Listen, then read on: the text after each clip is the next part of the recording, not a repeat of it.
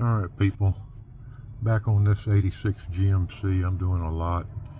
I'm working on his AC control valve right there. I put a new one in. I still have to hook it up. It was sending power on the when you put it on vent, it was sending power to the AC compressor. But I'm also changing out his high beam switch, which goes from here on the steering column.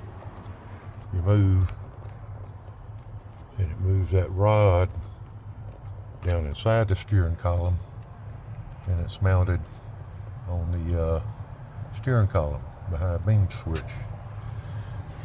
You got two screws holding it in. One's or nuts. One's a 3/8. That goes all the way in the back there. And then it's got another 1/4 inch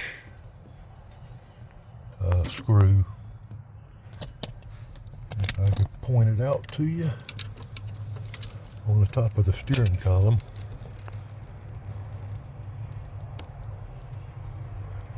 Right there. Kind of hard to see. And you have to drop the steering column down a little bit. Drop these two nuts off. Put you a little wrench in there to hold it down a little bit, and then you get your hand on the top. You do have to pull this AC vent duct out, which rides up underneath here. This other controller, it's got a heat sink with it on there to dissipate heat from it. And then that rod goes right into the switch. So I'll get back with you in a minute. Alright, I got the old switch here. It's very hard to work. And the new switch.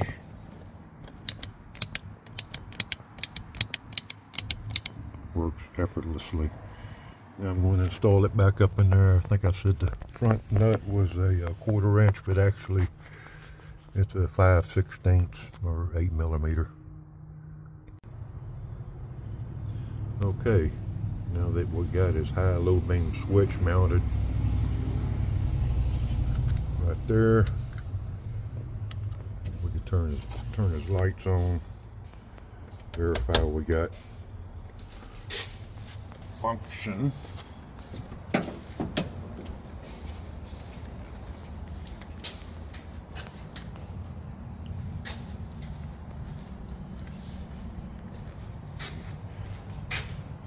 Got one light out.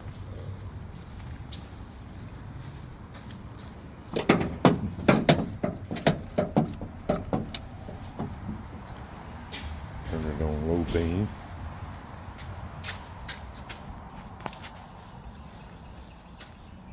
You got a low beam light out.